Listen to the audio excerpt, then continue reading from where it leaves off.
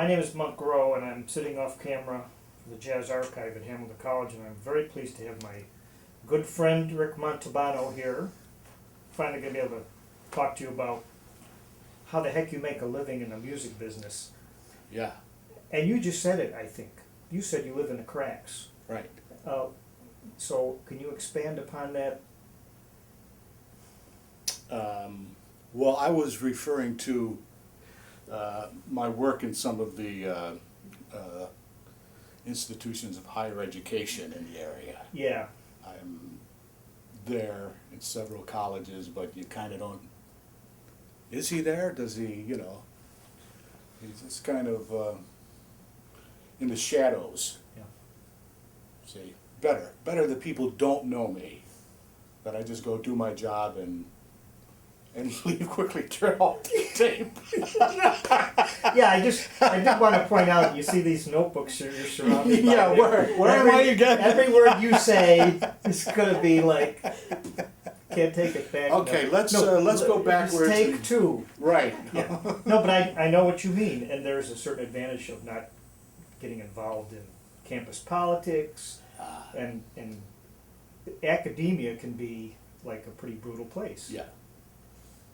Yes, it can, especially since I didn't come up that way either, so I'm a foreigner. Well, that sort of anticipates a curiosity I've had about what was your music school? I'm doing quotes around. It was that. the John Jaski School of Accordion. Was he the? I played the accordion when I was about 11 and a half or something. That's what I did. That's how I started. Yeah. I took a couple of years of accordion lessons. That's basically it. And then a few, along the way I did, a lesson here or there. I took a couple lessons with Jim Straney, but I actually didn't have a piano then, so it was kind of weird. And then in my 30s, I took tried to play a little classical music with Joanne Geller and that, but basically I took the kid who lived upstairs from me. His family was right from Italy, and the neighborhoods in the 50s, how they were.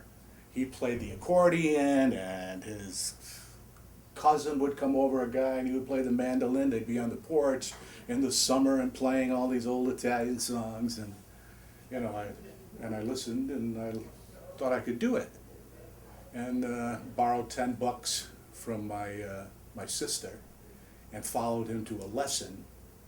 My parents didn't know. My mom was in the hospital, I think, at the time, and I just borrowed some money, and I followed him, walked to his lesson, and I came home with a rental accordion, and I had a half-hour accordion lesson, and that was it. No kidding. Yeah. Oh. So. Was the Italian community or that heritage a big part of your life? Yeah, well, I would say the neighborhood, that type of neighborhood in the 1950s. Yeah. That was a big, huge part. Yeah, Mm. still is. And in some ways, I never left it. Now, all these years later, I'm playing at the Savoy in Rome, which is about 25 yards from where I grew up. I grew up right out the back door of the place. So it took me 62 years, and I made it 25 yards. I haven't come very far in my career. But that was basically it. Those lessons, and then it just. Did you decide yourself at some point that your career or your livelihood was going to be in music, or did it just sort of happen? It just happened. I started playing very young in gigs. By the time I was 13, I was out on the weekends making money, and that was it. Once I got money in my pocket, I was good to go. Can you remember the first time you made money, and how much was it? $20. $20? $20, yep. That's a lot. Yeah, that was a lot. Yeah, I was knocked out by that. Mm-hmm. They didn't all pay that. And some of those things I did early on, they passed the hat. There were little things at the Moose Club and those kinds of things. Always with the older musicians. I was always a kid, and John Jasky at the time, my accordion teacher, he had a band, and he would double book himself. And then he would send me out on a gig with his amp, he'd give me an amp, and I'd, the accordion, and I'd go play with a couple of guys somewhere. And sometimes during the night he would leave one place and he'd just go show up at the other place, just like, hi folks, here I am, Yeah. We both need someone like that to do that. To double book us. Yeah, we can, Right. like you go there and play the first half hour. Right. Of course, we've Yeah, probably well, done we that. should do that. Yeah. Absolutely. So what would the repertoire at that time have consisted of? Standards, dance music, it's all for dancing. And I recently had the thought, doing all this teaching, that one of the differences between the kids I have today, I mean the really good, gifted kids who play and go out and go on into music, the difference is they don't have to play music for dancing anymore. I don't know, does it happen beyond the world of DJs and, not very much, I don't think. So everything we played was, so I didn't start playing and say, oh, I'm playing jazz. We were just playing songs, standard songs,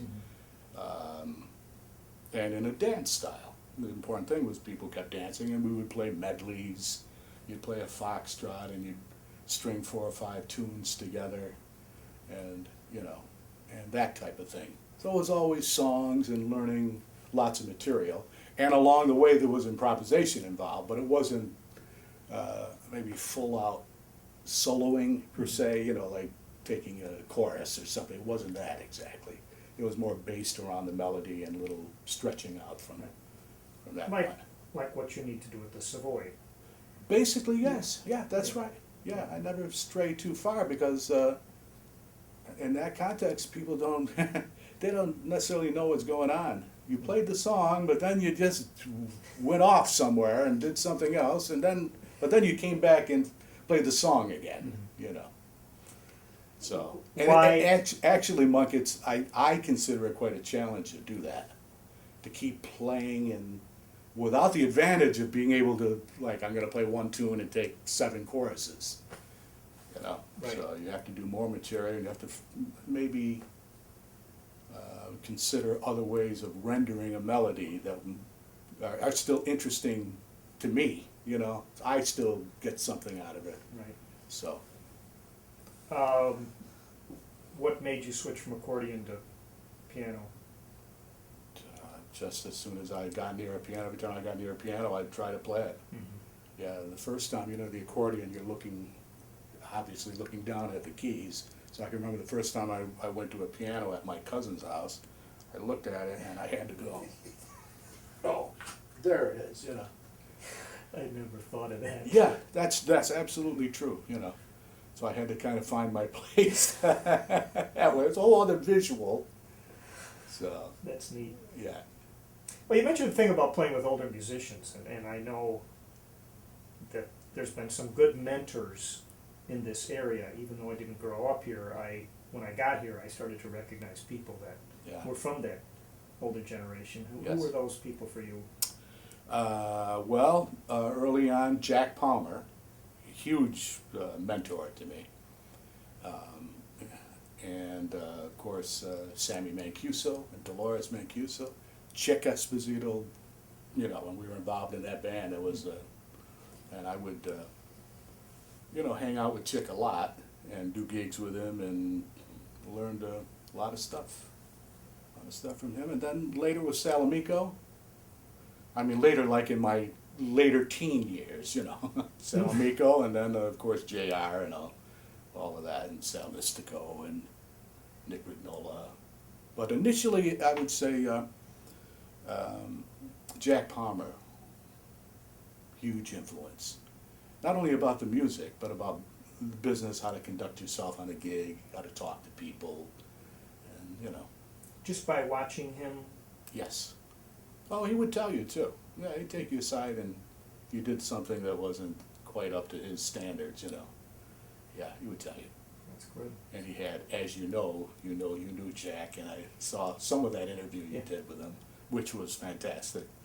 He was quite a guy. Yeah. Yeah. Did you have, at that point, your late teens when you're playing with these guys, did you have a real book?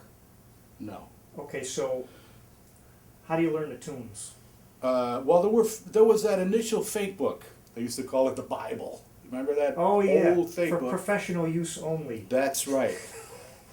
Only later did I realize that was a whole system that people bought with drawers and there were, you know, like 5x8 cards with one tune on each, and you bought them and you had your filing cabinet full of tunes. Someone gave me a ton of those not that long ago. Yeah, so a person, you would buy this service, Oh. and every month you would get however many tunes, and you'd put them in the slot, and you'd take them out, and then, of course, some enterprising person took them and, you know, copied them and put them all in a book. Aren't they three? There were three per page, I think. All right, Yeah, sure. at least three per page, yeah. So there was that. Of course, that wasn't that accurate in terms of, you know, chord changes or even melodies sometimes. And they didn't give you all of the information. They didn't include verses to tunes or, you know. But it was a help to some degree. I can remember Jack Palmer, when I first started playing with him, he took the book and in the index he put a check mark and he said, learn these tunes. And there were about 400 tunes that he checked off. So these tunes would take you anywhere in the world. He was right, of course. So, you know. Well, you know, that partly answers this question I've had, but, you know, when I moved to Rome, you actually hired, my first significant gig, I think, was with you at the beaches there. Yeah. And I remember thinking at the time, I thought I was a pretty good musician. I thought I knew. You were. Well, I didn't know a lot, and I watched you and Carmen and Dolores, and especially you and Carmen, like how you handled that gig. So I would have been curious, like, well, why did you know that? Because we're almost the same age, but I had no idea at the time. How do you know? How'd you learn how to play that gig? Well, by that point, I played a lot of gigs, a lot of years, since I was 13 years old. And they were essentially the same kind of gig. Mm-hmm. One variation, aside from a few years with rock groups and, you know, on the road with some crazy bands and that. But most of the gigs were that kind of, you know, dance music, jazz, you know, not a full-out blowing gig, but, you know. So there was a lot of years there. And, yeah, that information was not necessarily from that fake book either. I don't mean to imply by that fake book like that was all you needed to know. It was from listening to recordings and hearing bands. And there weren't, as I remember, wasn't really jazz education at that time. At least not that I knew. I remember one book, Bugs Bauer or something, with little phrases and things, and I bought that book and I, you know, looked through that thing like, okay, now what? Now do I know how to play? You know, take the book on a gig, and so it was from listening and trying to figure out things from, you know, endless hours with recordings, and then watching bands and looking over people's shoulders and, you know, and the advice of people like Sammy and Chick. I could recall people coming up and requesting a song, Flamingo, or even something that might have been on the radio at the time, like Spanish Eyes or something. Right. And I remember specifically, you'd look at Carmen and you might say a key, and on occasion you guys would play it, but you didn't know the bridge, and you'd make it up. And I would watch these people who would request it, and they go, "Oh, I'm so happy you played my song." I said, "This is important to learn." Yeah. Well, you know, as you're saying that, I'm thinking about my mom. My mother, who you knew, she knew every song. I think every standard song ever written. Okay, she knew them all. She could sing the lyrics. She was not a musician, and she wasn't a singer. But she would buy these books of lyrics, the hit parade books. I'm talking about from the 1940s on. And she would look at the lyrics, and every song that would come on the radio, anything you would play, bang, she would start singing. Sometimes it would be like, Mom, please, trying to listen. Yeah, so a lot of that also was growing up and hearing that music. Another advantage if you're going to play standards, and the kids today don't necessarily get that in their homes, in their background. You have to seek it out. Yeah. We didn't have to seek out that music. It was just the music. It was the music of our lives. That was what we heard. Yeah. Sinatra and Ella and my father, another non-musician, but he loved like Count Basie's band and all the great big bands and all that. So that's kind of what we heard. Were they happy that you became a professional musician? Well, yeah, because I paid rent every week from when I was 14 or 15 years old, Yeah, I was thinking about that recently too, and I realized, I was paying them $20 a week, 20, 40, 60, $80 a month. Their rent was $75 a month. I paid their rent. No wonder they liked me. No kidding. You paid rent to basically stay at home. Yeah.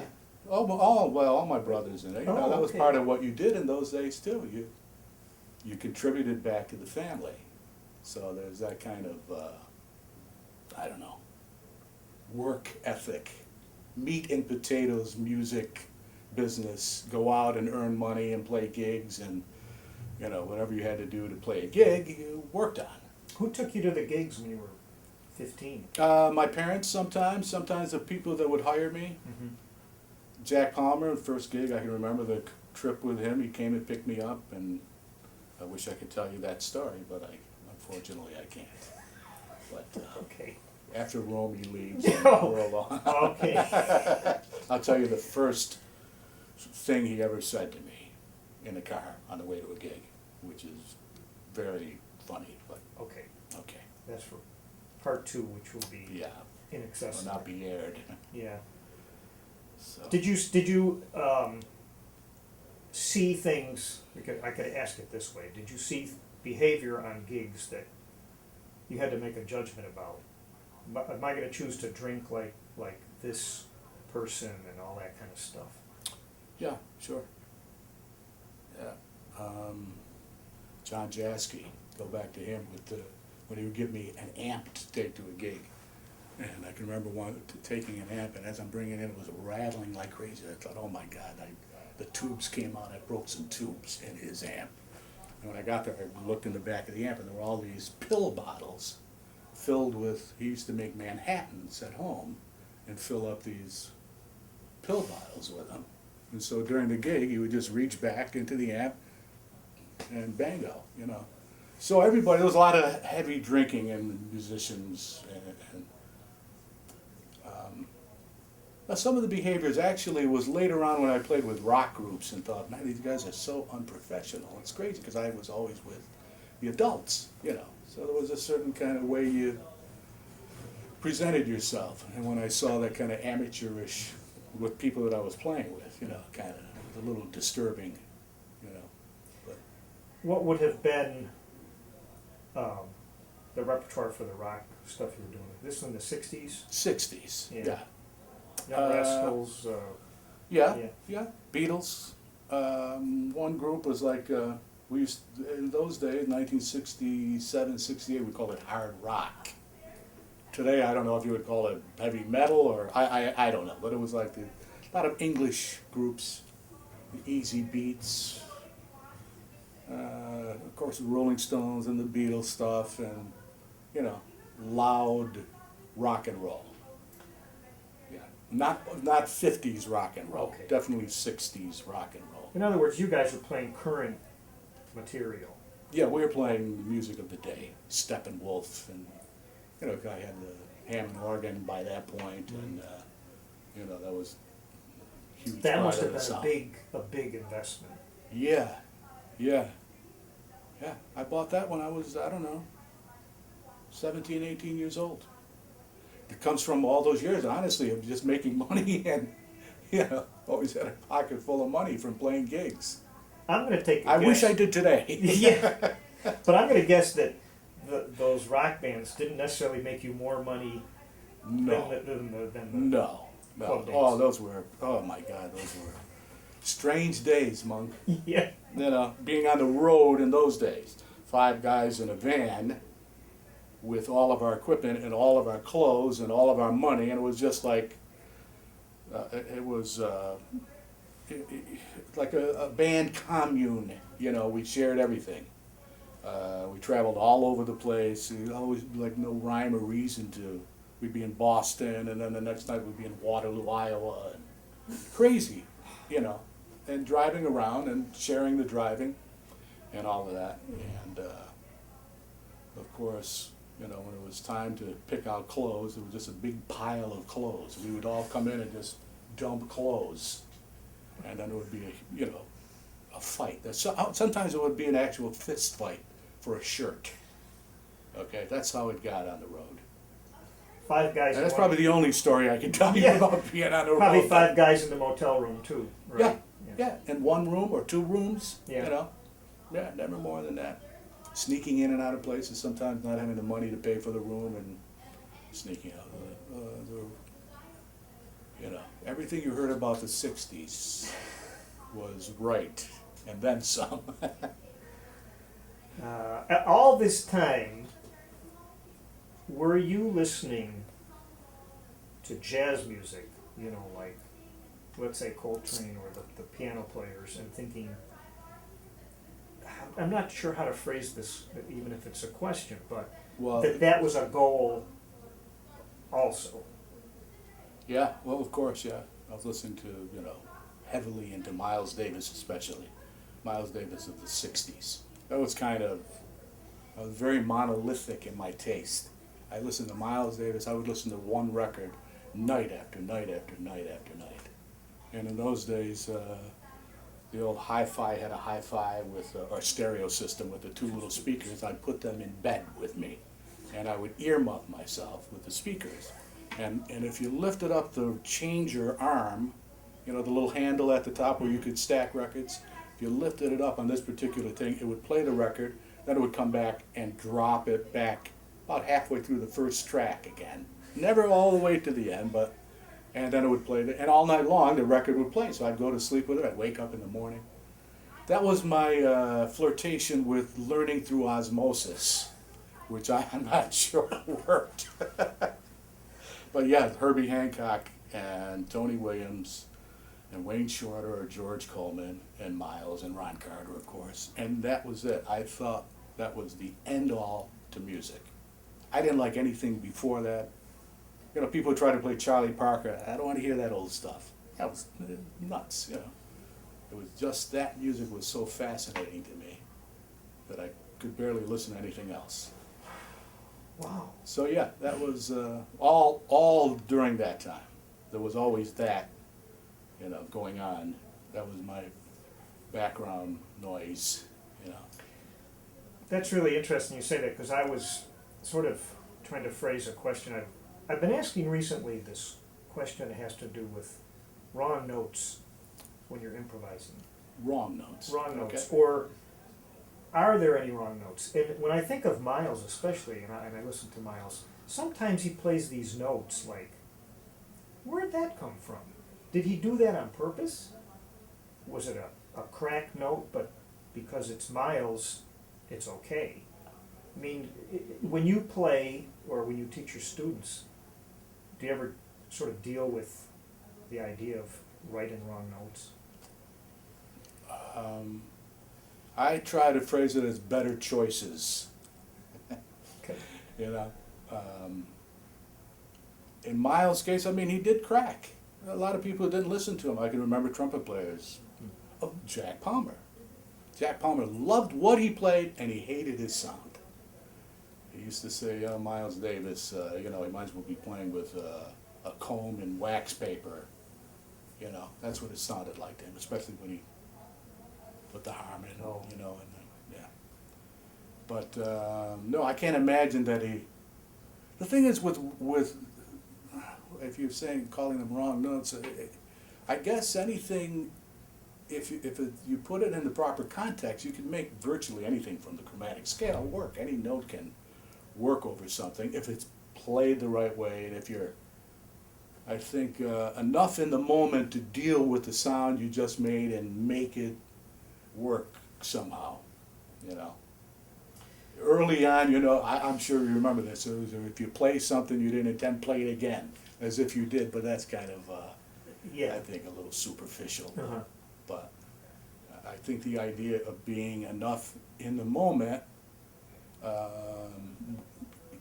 helps in that regard to take a particular sound that maybe initially is a rub against the chord and kind of work your way back in or whatever, you know.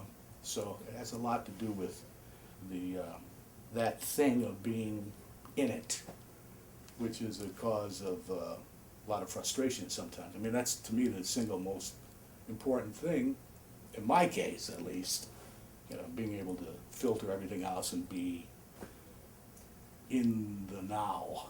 That sounds a little corny, but you know what I'm saying. Is that kind of thing teachable? Well, you can describe it. Whether or not they can get there totally is up to them. Mm-hmm. You can certainly point people in that direction, I think. But you know how it is. I mean, especially at this level, it's the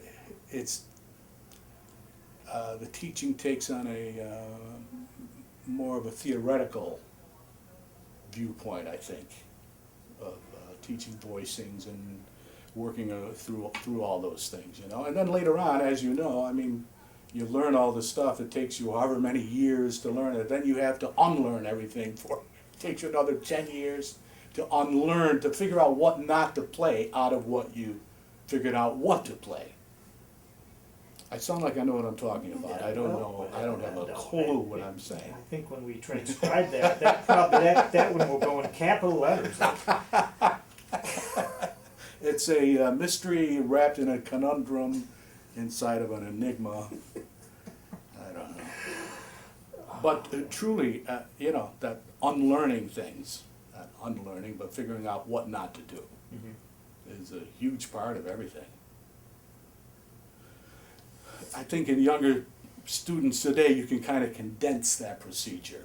I think people of our age or older, I mean, it probably took a little longer to get there because we didn't have, you know, 75,000 books on theory and, you know, Yeah, the play along records and all that stuff. and all of that. Yeah. Yeah. You know, Jamie says anyone can improvise. Really? Yes. So. And by improvise, you mean in on an instrument or just in conversation, or Maybe that's what he means. like I'm walking this way and I decide I'm going to walk over there for a second. I don't know. So let me ask about a few people that you've shared the bandstand with. I remember when you left to go play with Lou Rawls, and I think you were pretty excited about that. Oh yeah, definitely. Yeah, I remember going to your house and you had I think you had a Rhodes Yes. at the time, and you were working on the music. And, you know, it was like I felt really happy for you. Was that a good experience? That was a great experience. That was a wonderful experience. Especially having, becoming friends with some of the people in the band, Don Elias in particular, you know. So, I highly recommend, you know, of course, our friend is gone now, but the idea of going on the road with Don Elias, more so actually than Lou Rawls, was thrilling to me. And every day was a thrill, really, because we played every day. He and I played every day, virtually every day, aside from travel days. You mean the two of you? Yeah. Okay, Yeah. you'd find a way to... We'd find a way to we'd get up early, you know, have some coffee and go right to the club, and, you know, the place would be shut down. We'd come in through the kitchen and we'd play, whether it was with organ and drums or electric piano and a set of bongos, whatever it was, or two keyboards or anything. We made music every day. Maybe that was the single most inspiring time of my life, or inspired, maybe I should say, with Don. And of course then Jocko was on the scene then before anybody knew who he was, you know. He did actually play in the band for a minute. It didn't last long. He had trouble fitting into, you know, being a bass player in the Lou Rawls band, what it took. Not in my estimation. Oh. No. Other people in the band had problems with it, I see. you know. But no, again, it was a thrill beyond belief. And not because he didn't have any name then. I mean, it wasn't like the great Jaco Pastorius. It was just this phenomenal, incredible sound coming out of an electric bass, you know, and you're looking for it. Is something hooked up? Is there? I used to bring recordings of him back. I was taping all the time then. I had this little Sony cassette recorder. I taped everything. You know, it was the Watergate years. So I would bring tapes back, and I remember playing for Sammy Mancuso, and he'd go, "What? No, that's a Fender Rhodes." No, man, it's a bass. It's an electric bass. No, because you know, he's doing the chords, the harmonic stuff, all of that business. Yeah. Then other people thought you sped up the tape. You know, you played it in normal like a human being, and then you sped up the tape to make it seem like he was playing so fast and all of that. You know, so. What was your take on how he got that sound? Even it seemed like even if he just played a couple notes, that he had the sound. Was he playing a fretless? It was a fretless bass. It was a, as I recall, it was, he made it a fretless bass. He took the frets off and filled them in and did all that. But it was an amplified sound, but it was from his hands. The way he, you know, it was his fingers and the way he, it was him. That was his sound. It was like nothing, in those years was like nothing I'd ever heard before. I don't think anyone had heard a sound like that. Not that I know of, coming out of a bass. It was just startling when you first hear it, you know. And he was a great, great kid back then. We had a ball. We had so much fun and so many laughs, and Don and Jocko and myself and crazy stuff, and you know. Yeah, nothing like where he ended up. Yeah. Yeah, complete health nut, running, and sports. You know, playing basketball and running all the time, and I couldn't keep up with him. You know, so. That's too bad. Did he play more than he needed on the gig? Is that why it didn't last? In Lou's band? Yeah. Again, not in my estimation, Monk. Okay. I may have a slightly skewed perspective because I was so in favor of him being in the band and wanting him to be out on the road with us. So maybe I overlooked something I can't, but I don't think so. I just think it was so different. No, he played the music. He played it beautifully, man. You know, instantly could do the whole thing. No, it wasn't like he was soloing and playing crazy busy behind Lou or anything. Yeah, it just, I think he caused a little fear in some people. You know, and he had some ideas about rearranging Lou's book. Oh. He was a great arranger, you know, great musical mind with the piano and you know, the whole thing. So, which was another thing I was looking forward to, because by that time we were a little tired of playing that music the same way every night, and Yeah. you know, so. When a lot of those gigs, you you had a core rhythm section, and if it was going to be a large band, you'd go to a town and there'd be the Yeah. local Yes. guys filling the chairs. Yeah. Well, we're fortunate. Sometimes we played a lot in New York, and it was always Buddy Rich's horn section, and you know, and you get some good bands on the West Coast and here and there. Sometimes it was a little tough, but you know, we were together. We were a unit, so we made it work. Yeah. We could make it work without the big band, and we did it night after night. So it wasn't that much of a problem if the band was not that together. I'll bet you had to adjust your playing. Yeah, it was a lot less organ, bigger organ sounds, and it was a lot more of a stepping back a little bit, into the mix. Right. Hmm. How was Lou Rawls' work from the time you joined the band? Did it stay consistent, or? He worked a lot. He worked like crazy, especially the first year. Yeah, and was a ball. We had a great time. It was a ball to work with. He liked to work. He liked to be out there working. He had gone through a divorce, I guess, and he needed to make some money, So. Do you recall what you were making at that time? If you don't mind my asking. Maybe $400 or $500 a week, which was a lot of money back then. Yeah.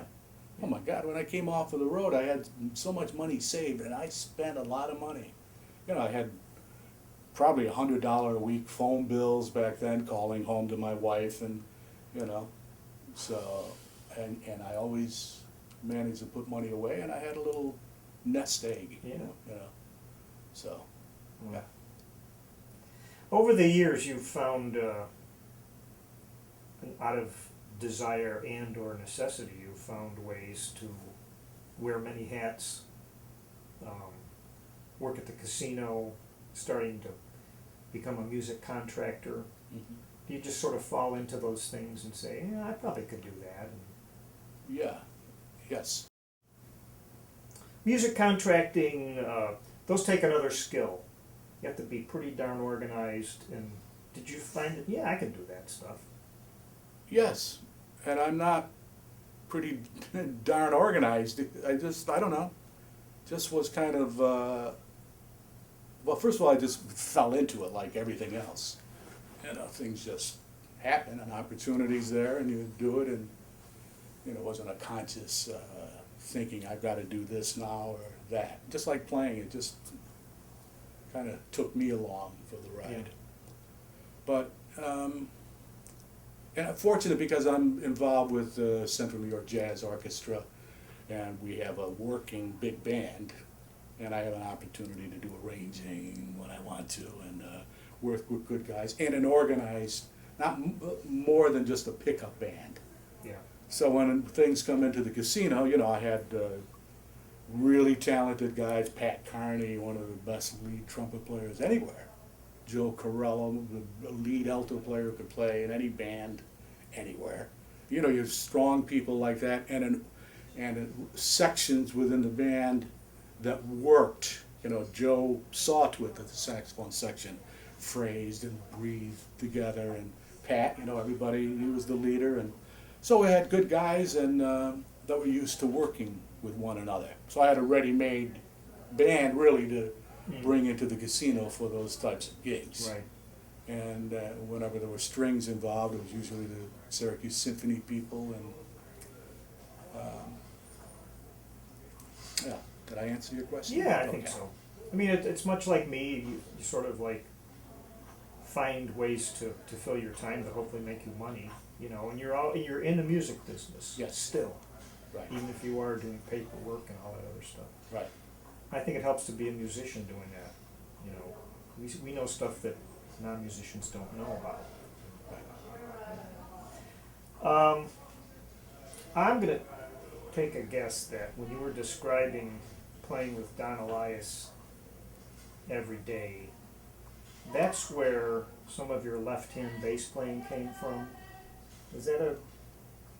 Well, it certainly probably strengthened at that point. My feeling for the phrasing and time in general, it was like an awakening of an aspect of playing time, playing with Don, that I really hadn't experienced at that level. But the bass line came, that really came before then. There was an organ player that used to come through the area by the name of Wendell Bird. And he was quite notorious. And at the time, there was a couple clubs around Central New York. Birdland in Utica was one. and Bennigan's Lounge in Rome. You know, it was still part of that kind of organ circuit. Newark, New Jersey. Lou used to call it the Chitlin circuit. It wasn't quite that, but it was sort of like an offshoot of that. Okay? Yeah, there were organ clubs in the 60s. And Wendell would come to Rome. He would play in Utica, Birdland, and he would come to Rome, especially when I was really, I don't know, 15 years old and play at Bennigan's, and I would go in, and I became friends with him, and he showed me the first bass line that I ever played on Blues and F. And to this day, I remember exactly the bass line he showed me, and I worked on that thing over and over and over and over to the point where I thought, I'm never going to be able to do this. And then one day, you know, I could suddenly put my hands together and everything worked. And that was where the bass line stuff came from playing the B3, you know. And it was definitely, as an aside, it was in the hand. Everybody thinks it's on the pedals. There are some people who play pedals on the B3, but few and far between who actually play the pedals. Mm-hmm. It's the left hand. That's why it's the B3, because you can get that particular sound on the lower manual. Right. And then you kind of, he faked his foot, you know. He just moved his foot in tandem with his left hand, and they used to have like a mirror behind him, and you'd see that foot going like crazy, and I used to watch his foot and think, oh my God, that's incredible. And then one day I hear the bass line going up, and his foot was going down, so I thought, that's a little odd. And then he showed me all the little secrets, you know, and the settings and all of that. And of course, all the organ tricks with the matchbook cover between the keys to hold the key down while you play it underneath it, and then he'd get up and leave, and the organ would still be playing. You know, the drummer would solo for 45 minutes. Sometimes he'd go to a bar and have a couple of drinks. A few times he actually just went home. And finally the drummer would get tired and pull turn off the organ. That's priceless. And he always, you know, gave me little tips like when you're done with the set, push the drawbars in. You don't want people coming up and figuring out how you're getting those sounds, you know. Oh. So yeah, I always got used to it. You finish the set, boom, boom, boom, you push all the drawbars in. You know, he was a riot, this guy. His brother was Jerry Bird, a very good guitar player who recorded a lot and played with lots of people. You know, you wouldn't have a prayer now keeping that secret, because people would just go behind you and they'd take out their phone and they'd take a picture of your drawbars. Yeah, and of course everything, I mean, you can go on the internet and see everybody's telling you everything. All the information is there. You know, I thought I was in some secret club, you know, and now you want to learn what the settings are. You go and you look on Joey DeFrancisco's website or something else. They show you how to play bass lines. They show you the settings, how to do this and that, you know. Again, it's that idea that everything is compressed. What took us longer, now you can get all that information and figure it out very quickly because it's all readily available.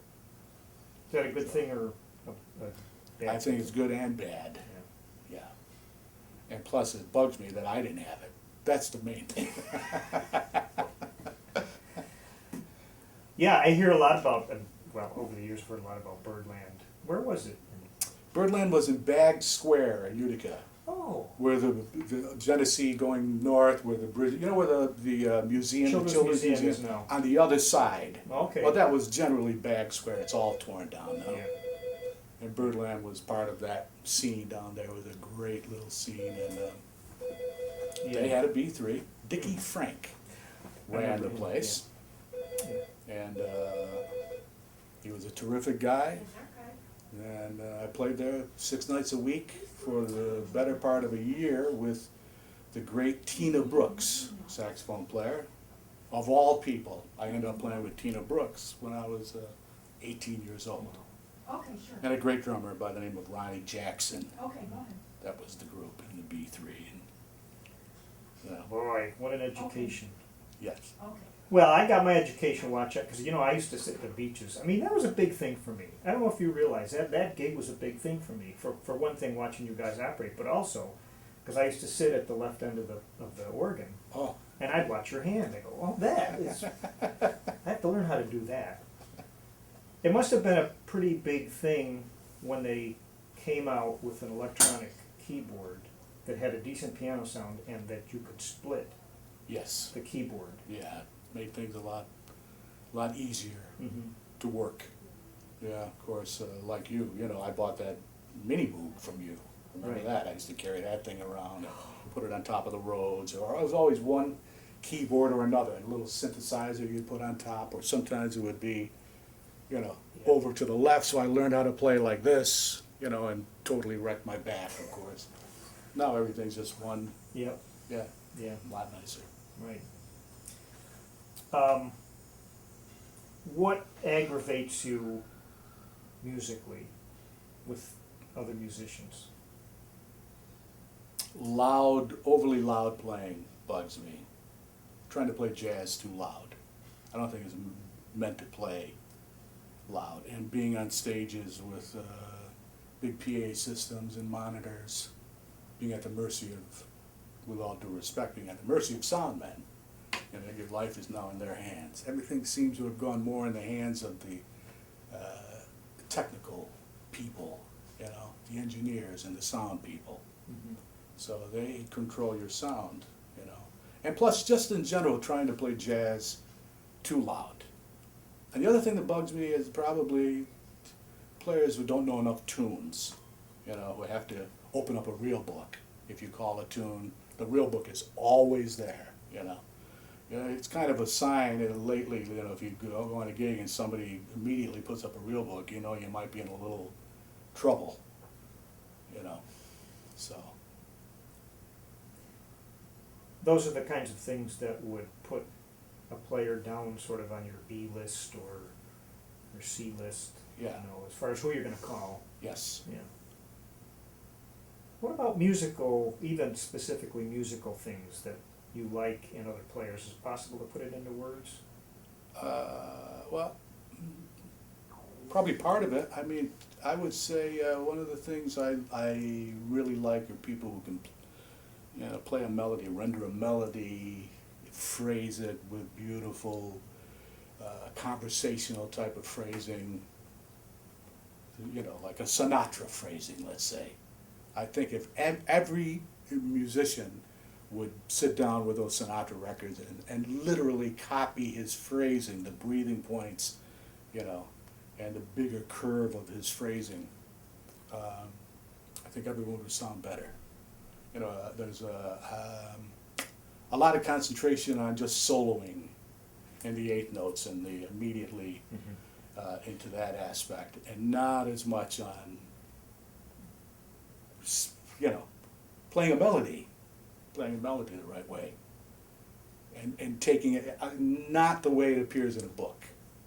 You know, the idea that certain words take more time, and so you borrow from something, rubato, I guess. But even when you're playing in time, you know that you know if you play literally what are in those books when you're playing standards, it would sound ridiculous. So yeah, I look for that, somebody with a sound and a feel and a touch, and who can really play a beautiful melody, and of course solo. But Yeah. you know, I remember you making a comment once about, I think it was Al Jarreau, and you were irked by him. Don't get up, don't play. That it was too affected. Everything he did had to have like something extra or something on it. Like you couldn't just leave it alone.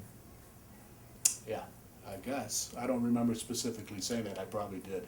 Probably said a lot of ridiculous things in my life, but yeah, I think in general music today is so hyped up, and you know, everything is kind of got to be bigger than life. You know, people need something. It was funny. My sister, my dearest sister, my oldest sister, the other day we were in a group of people and we were talking about music, and somebody playing or somebody on TV and the way they expressed themselves, and she said, "Rick, you used to move so much when you played. You really felt the music, and now you don't move at all." You know. Yeah, thanks. I guess when I see some people film, I'm kind of like just planted there, and it's all, You know, I don't move. I move my fingers and I sit there, you know. Hmm. Yeah. I got a question. Yes, Romy. You've mentored so many people and you work so much, you know. And one time you told me, you said, I just want to play the piano. Like going to, you know, you have to go to the gig, you have to make the money. But has it lost its magic playing a gig, or do you just want to go home and not have to play for the people, or? No, not really. I mean, honestly, I would play anyway, whether it was by myself or for people. It doesn't matter. I'm not, you know, hung up on, oh, geez, there's only a few people here, or the people aren't paying attention. If they want to pay attention, that's might be to their advantage. But if not, I'm still enjoying myself. I love playing more than ever. I guess that's the thing. I get more out of music now than I ever have. So it's been like a constant climb up in terms of what I'm extracting from the music. Yeah? Nice. So, yeah, I'm fortunate in that regard. Yeah. And I do a lot of listening, just sitting and listening to music for long periods of time, and never tire of it. So, Wow. Did you meet Jill in high school? I saw Jill when I was 15 years old. I was on a gig at Montgomery Ward's in Rome, a live radio broadcast with Al Serway and Joe Abbas and Anthony Elliott, the great cellist who was playing bass in those days. And Dave Derby was the announcer. How's that for remembering Pretty good. something from...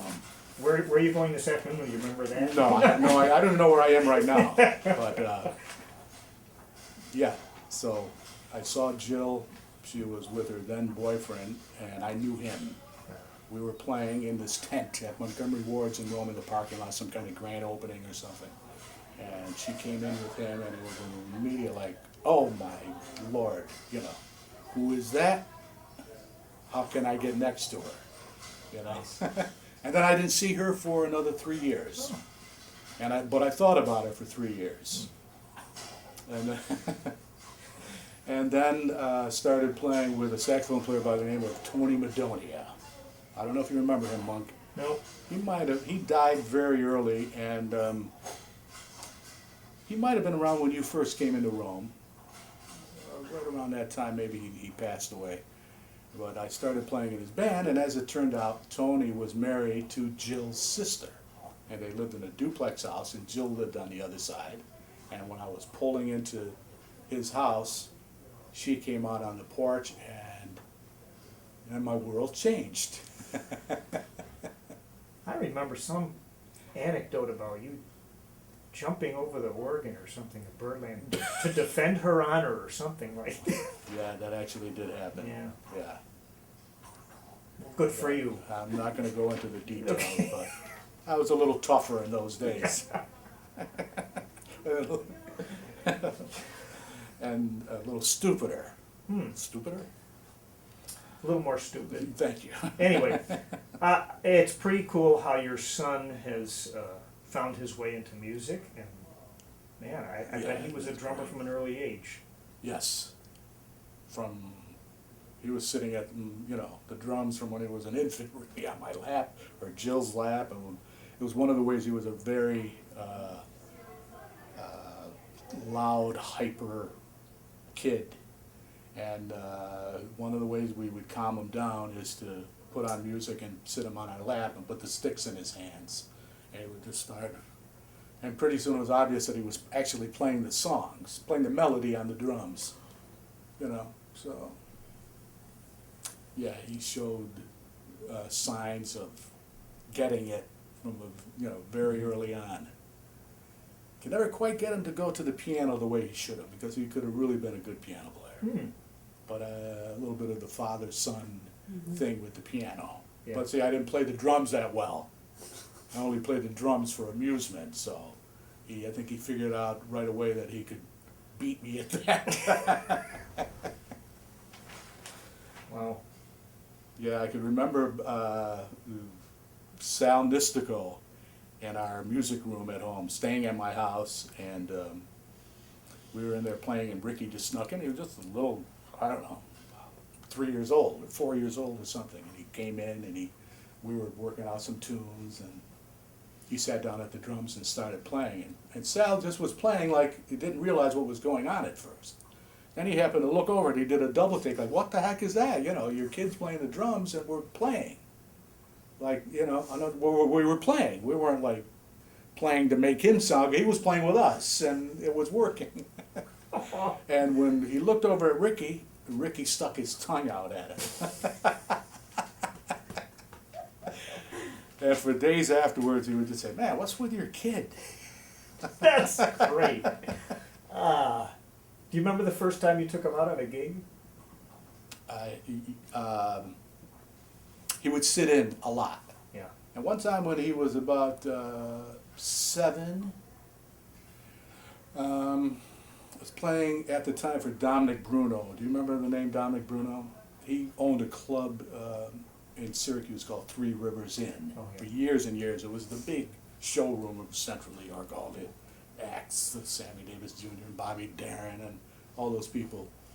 Everyone played there. That was the place. And he owned that place. Place burned down at one point.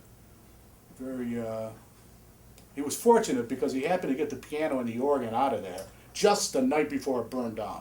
Amazingly. Wow. Well, you know, Wow. what kind of so so now he owned the Hotel Oneida, and we were doing shows in the Hotel Oneida. Did you ever work any for me there? Yeah, I think I did. Because I used to get all my friends on the gigs. You Yeah. know, JR played them, and it was hilarious times. And Foster Brooks was the act. You remember Foster Yeah. Brooks with his drunk act Yeah. and all that. So it was on a Sunday, and I went with Jill and Ricky, and I took them along to the gig. And we were there a little early, and the crowd was already there, and Dominic decided, let's go on now. But the band hadn't showed up yet. So I had to play Foster Brooks on. So I just said, Ricky, come up and play. We just play a blues, come up on the stage. And he didn't think anything of it. He just went up to, I think maybe Jimmy John's drums at the time, and just sat down behind the drums, and we played a blues, and bing, bang-a-ding, zang-a-ding, you know. And he played, and Foster Brooks came out, and he, you know, he starts doing his act, and he turned back. Again, it was like one of those moments. He looked back, and here's this little thing behind the drums.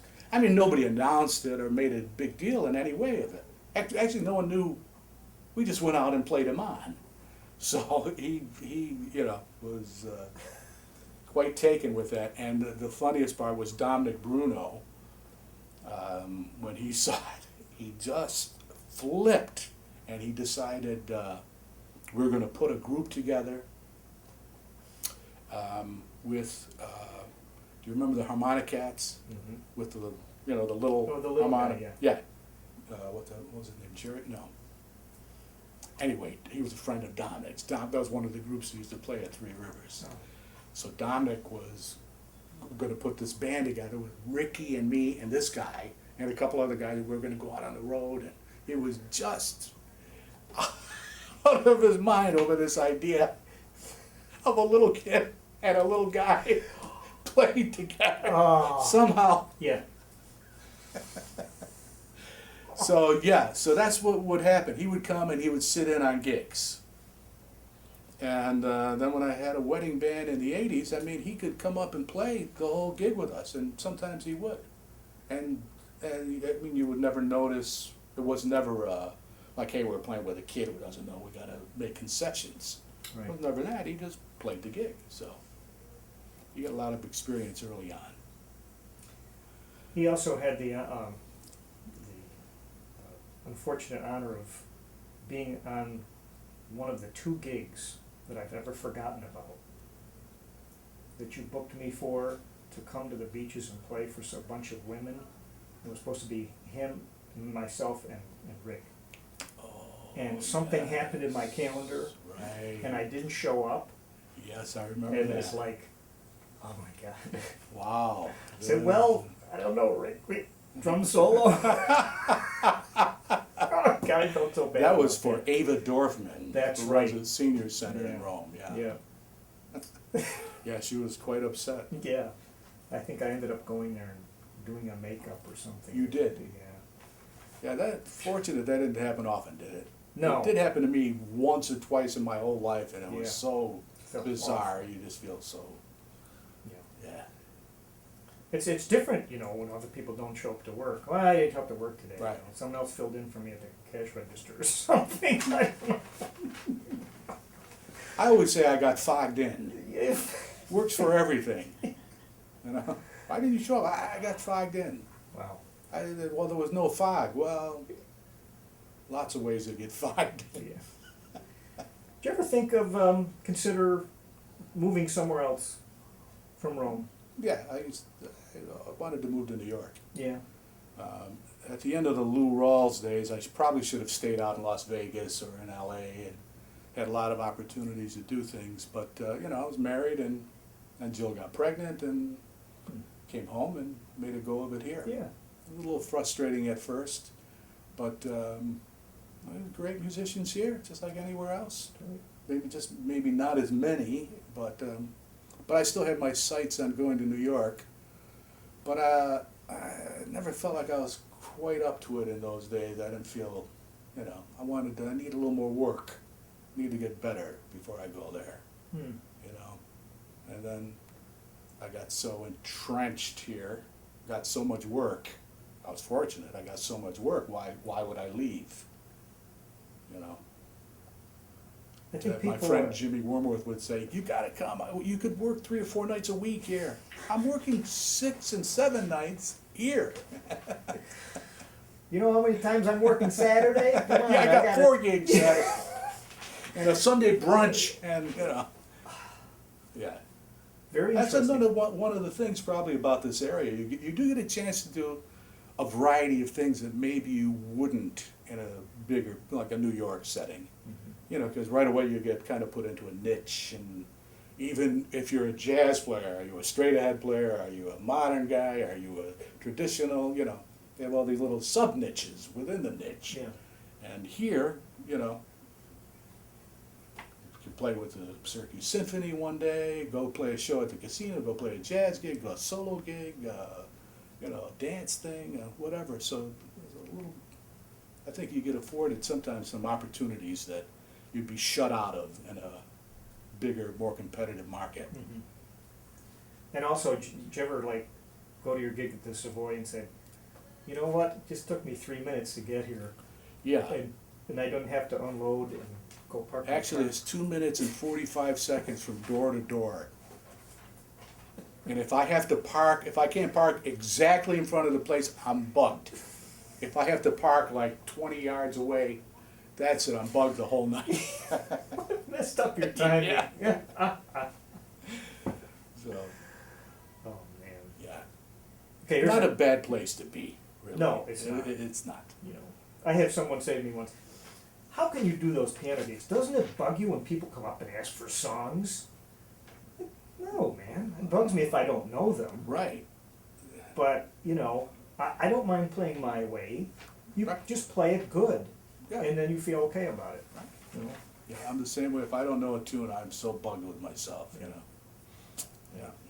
So, Well, here's a hard one to sort of wrap up here. Do you remember your, is any gig or little series of gigs stand out as like one of the most memorable, greatest things ever?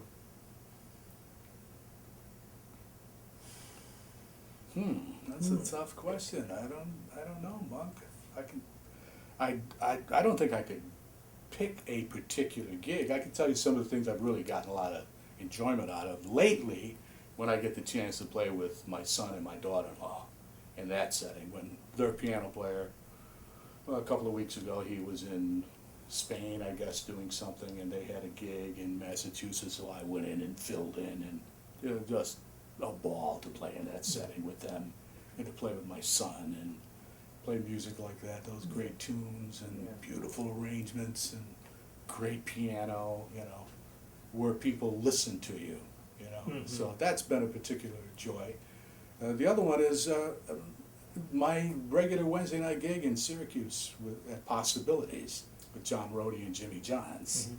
You know, we've been there for, I don't know, 8 or 9 years maybe, and every Wednesday night, and that setting, saxophone, vibes, and piano. Yeah. And when Ricky's in town, he plays with us. That's been a particular joy lately. I don't know what I would do without that gig. You know, we play, it's one of those opportunities to do original material and arrangements and organized. You know, we played together so long. And it's a little odd combination of things, so the way we voice things and work out arrangements is a source of interest. Yeah. J.R. Montrose used to say, you gotta stay interested. When he first started saying that, but the older I get, I realize that's so true. That's what I do. I look for things that interest me, musical opportunities. Yeah. Or, It's really nice to have a gig like that every week, because during the week, I bet you're thinking about, when you're driving, you say, oh, we could try this. Or, all week long, that's like the X in my week. nice. Wednesday night, 7 o'clock. Nice. And everything kind of is, you know, what are we going to do with this tune? And then afterwards, it's like, hey, I could have done this or that. And yeah, it's a source of great pleasure. What about your worst gig ever?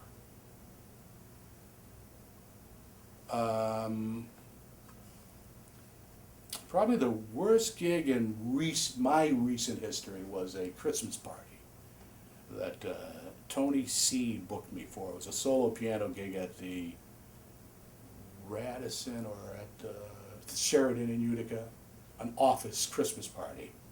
And they had a piano, a little upright piano or something there. And I was very thorough in when he was calling me for the gig. Are you sure they want just piano music? They're not looking for a band, they're not looking for a singer. You know, no, they just want some Christmas tunes, nice background music, and that's it. You're positive? Yes, of course. And then I show up, and of course, they wanted Atlas Linen Company, you know, or one of those bands, you know. And that was a difficult one, and I had one girl there who just harassed me all night. You suck. And then by the end of the night, I was going, you suck. So yeah, that was a tough one. Yeah. And you're by yourself on a little piano, and you know, what am I going to do? Play some Elvis.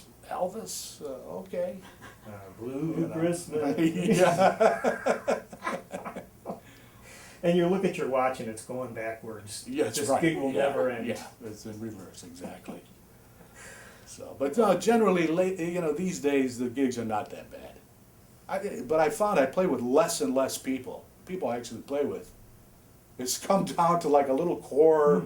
You know, it used to be gigs with everyone when I was young, especially. You know, you play with everybody in an area. Now it's just, you know, not that many. Not that many people want to play with me, probably. You played with Lionel Hampton, didn't you? Sure. Yeah. Was that a road gig for the? Or That was it just here and there? that was a jazz festival down in the Poconos somewhere. Okay. Kenny Burrell, Lionel Hampton, and a bunch of people. JR was on that, and yeah, I've been kind of fortunate people I've played with.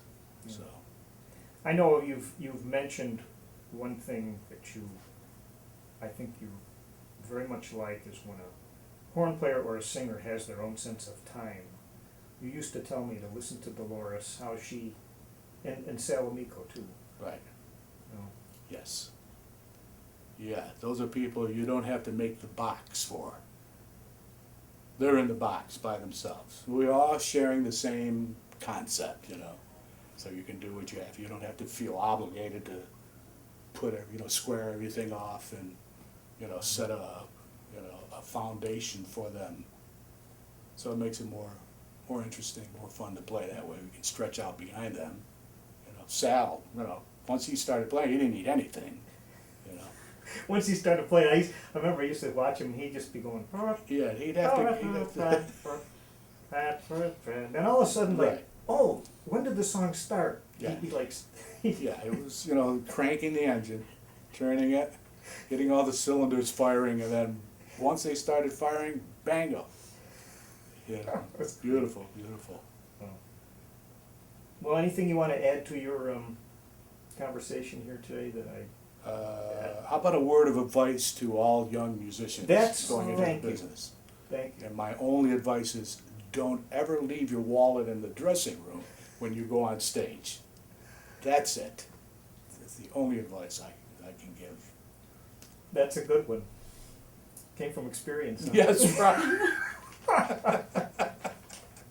God forbid you use your musician's union card too. Are you still in the union? Yes, I am, but Yeah. I don't know. Well, they, you know. You know, they up and moved. Right.